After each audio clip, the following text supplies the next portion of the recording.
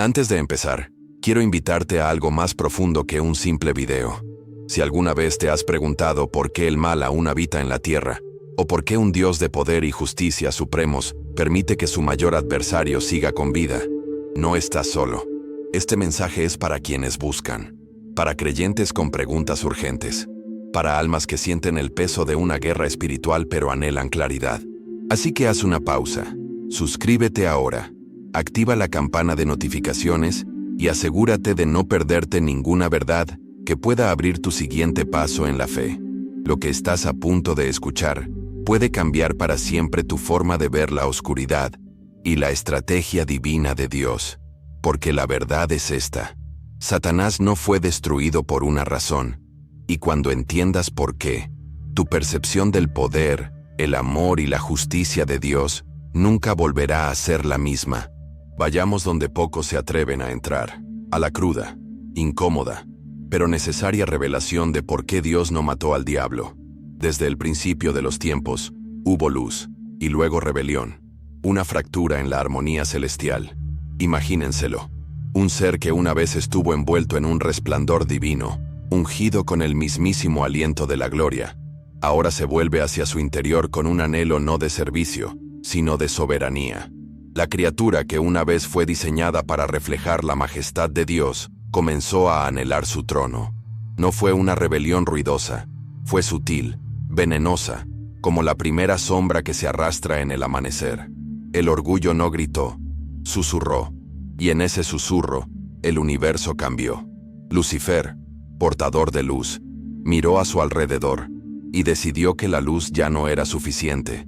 Quería adoración, no dirigida a través de él hacia Dios, sino hacia sí mismo. Esa ambición no era solo un defecto personal, sino una traición cósmica. Y Dios, en su absoluta justicia, no lo destruyó. En cambio, lo expulsó. ¿Pero por qué? ¿Por qué no acabar con la amenaza? ¿Por qué permitir que el mal persista? Estas son las preguntas que arden en la mente de fieles y escépticos por igual. Y las respuestas son tan profundas como inquietantes. Satanás cayó como un rayo, dijo Jesús. No lentamente, no con vacilación. Un exilio dramático e irrevocable desde las alturas del cielo al caos del abismo. Sin embargo, incluso al caer, conservó su poder, su astucia y su voz. Esa voz ahora se desliza por la historia, seduciendo corazones, distorsionando la verdad. Y aún así, Dios no lo destruye. Esto no es un agujero en la lógica divina, sino un hilo conductor de un designio más profundo. Uno que no revela debilidad, sino sabiduría insondable. Para entender por qué Satanás aún vive, debemos confrontar lo que significa ser creados a imagen de Dios. No de carne y hueso, sino de espíritu. Los ángeles, como nosotros, fueron creados con un diseño eterno. Los espíritus no sangran, no se descomponen, no mueren como entendemos la muerte. Así que la destrucción de un espíritu no es un simple acto de violencia. Es un juicio cósmico, la ejecución de la existencia misma. Y Dios, siendo perfectamente justo, no borra a un ser sin un juicio final y justo. La Biblia nos dice que Satanás y sus ángeles fueron arrojados, reservados para el juicio. No fueron perdonados. No fueron perdonados. Reservados. Esperan un juicio final, donde el mazo de la eternidad caerá de una vez por todas. Si Dios lo destruyera ahora, sin ese juicio, violaría la justicia que defiende. ¿Mataría un juez a un criminal antes del veredicto? No. La demora de Dios no es apatía, sino integridad. Una paciencia santa que contrasta con nuestro anhelo de venganza rápida. Pero va aún más allá. Dios no solo es justo, sino también estratégico. Cada movimiento, cada demora, cada rebelión permitida encaja en una orquestación magistral. Satanás sigue actuando porque Dios se lo permite, no porque Dios no pueda detenerlo. Esa distinción lo cambia todo. Devuelve el poder al Creador, no a la criatura. Y revela que incluso el desafío del enemigo cumple una función divina, una que quizá no veamos plenamente, pero que moldea el destino de la humanidad. Esta guerra no es simétrica. Dios no está enfrascado en una pulseada con el diablo. En el cielo no hay incertidumbre sobre quién ganará. El poder de Satanás es permitido, no es igualitario. La soberanía de Dios no se ve amenazada ni cuestionada. La existencia del mal no implica la debilidad del bien. Al contrario, revela que el amor, la libertad y la verdad son tan sagrados que Dios permite que se elijan, incluso a riesgo de ser rechazados. Y esa elección lo es todo. La decisión de Dios de permitir la existencia de Satanás no es pasiva. Es un acto de santa moderación. Un fuego rugiente contenido por manos divinas con un propósito mayor que nuestra comodidad. Clamamos por justicia, por la erradicación del mal, pero Dios ve más allá del tiempo. No se deja llevar por nuestra urgencia. Él espera, no porque sea impotente, sino porque es perfecto. Cada momento en que se le permite hablar a Satanás es otro momento en que la humanidad tiene la oportunidad de elegir, resistir, crecer. Lo que parece caos, a menudo es un aula divina, y ese crecimiento no es casualidad. Las pruebas, la tentación, las mentiras seductoras del enemigo agudizan el alma, ponen a prueba el corazón. Nos obligan a preguntarnos, ¿quiénes somos cuando nadie nos ve? ¿A quién seguimos cuando la verdad nos incomoda? Sin Satanás, Cristo no tiene desierto que conquistar, no tiene traición que perdonar, no tiene cruz que cargar. La rebelión de Satanás creó el contraste que hizo visible la redención. Y en esa tensión brilla la gloria. Jesús no solo resistió la tentación, sino que redefinió lo que significaba ser santo bajo presión.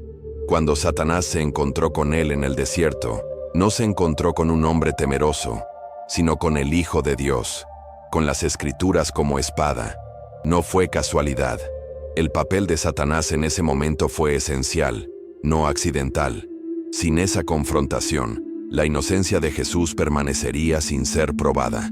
Pero mediante el fuego, demostró ser digno de cargar con todo pecado, con toda vergüenza. El intento del enemigo de destruirlo solo validó su destino. Hay poder en esa paradoja. Que Dios pudiera tomar el veneno de un ángel caído y convertirlo en la medicina de la salvación. La traición de Judas, orquestada por Satanás.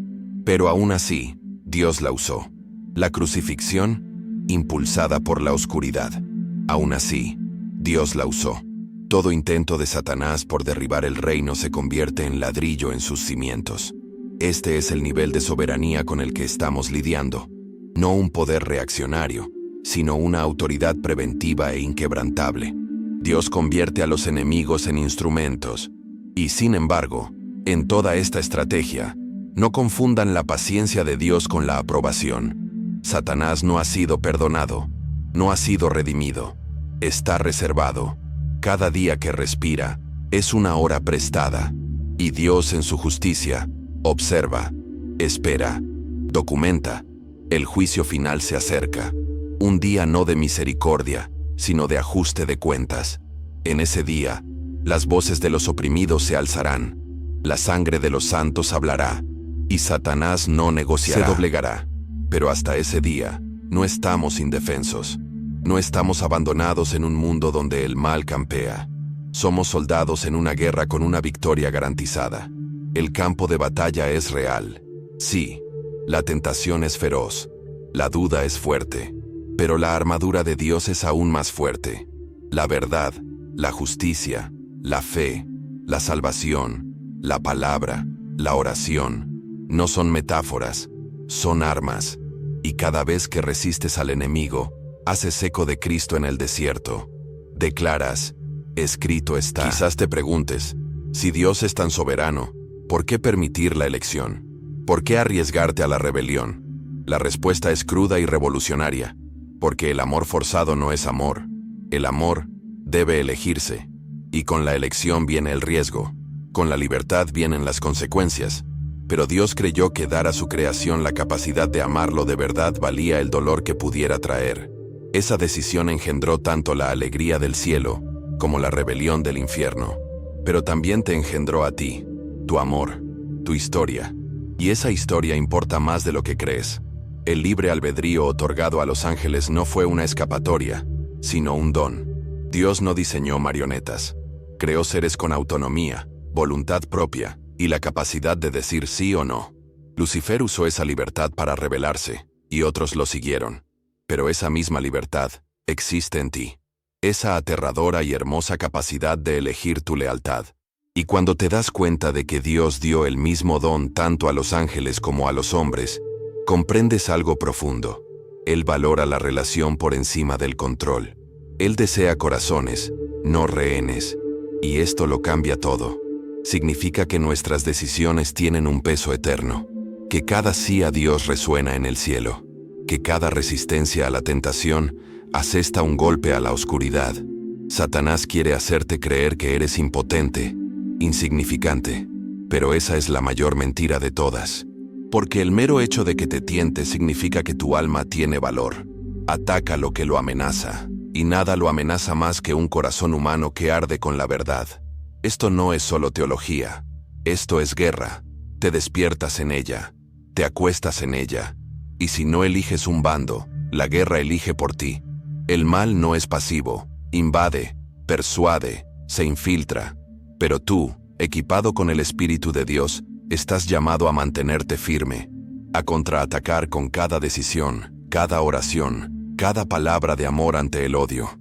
No eres colateral, eres un guerrero, y este campo de batalla es tu campo de pruebas. Algunos preguntan, si Dios es amor, ¿por qué permitir el mal? Pero el amor que nunca se pone a prueba es amor que nunca se prueba. Dios permite la tentación no para verte caer, sino para verte levantarte. Cada prueba se convierte en un testimonio. Cada valle se convierte en una revelación. Satanás puede rugir, pero Dios permanece. Y en el rugido del enemigo, el susurro de Dios aún habla más fuerte. A través de las Escrituras, a través de la convicción, a través de la presencia inquebrantable del Espíritu Santo. Escuchen, Él está hablando. Y quizás esta sea la verdad más profunda de todas. Satanás no es simplemente enemigo de Dios, es nuestro enemigo. Dios no tiene igual, ningún rival, ningún contrincante. La guerra no es Dios contra Satanás, es la luz contra la oscuridad dentro de nosotros. Somos nosotros los que estamos bajo asedio, y sin embargo, somos aquellos por quienes Cristo murió. Él no vino a salvar ángeles, vino a salvarte a ti, a superar tu dolor, tu duda, tu pecado, y vencer. La cruz no fue solo un rescate, fue una declaración. Consumado es. Ahora Satanás vive de prestado. Su derrota está sellada, pero la sentencia está pendiente. Y esa demora, esa espera, no es vacilación, es misericordia. Una hora más para que el pródigo regrese, un amanecer más para que el buscador crea. El tiempo de Dios no es tardío, es amor en acción. Y cada momento que permite que Satanás exista es un momento en el que nos invita a confiar. No a ciegas, sino con valentía, porque la historia ya está escrita y el final es glorioso. Y mientras recorremos este estrecho sendero, nunca olviden, sus decisiones importan, su voz importa. Su fe, probada y comprobada, es una amenaza para los planes del enemigo. Así que alcen la voz. Manténganse firmes, resistan la oscuridad y sobre todo, manténganse cerca del corazón de Dios, porque en esta guerra, su intimidad con el Padre es su arma más poderosa, es lo que más teme el enemigo, un corazón que sabe que su Salvador es inquebrantable, y en eso se están convirtiendo. Lo que hemos descubierto hoy va mucho más allá de la curiosidad, es un llamado a vivir con los ojos bien abiertos, y el corazón plenamente despierto. El mal existe, pero no sin propósito ni fin. Naciste en esta historia no como espectador, sino como guerrero de la luz.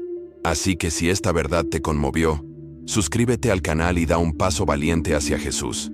Elígelo, síguelo y apóyate en él. Soy Oliver, y es un honor acompañarte en tus preguntas importantes y en las verdades que transforman. Mantente fuerte, cerca de Dios y nunca dejes de buscar su voz. Hasta la próxima.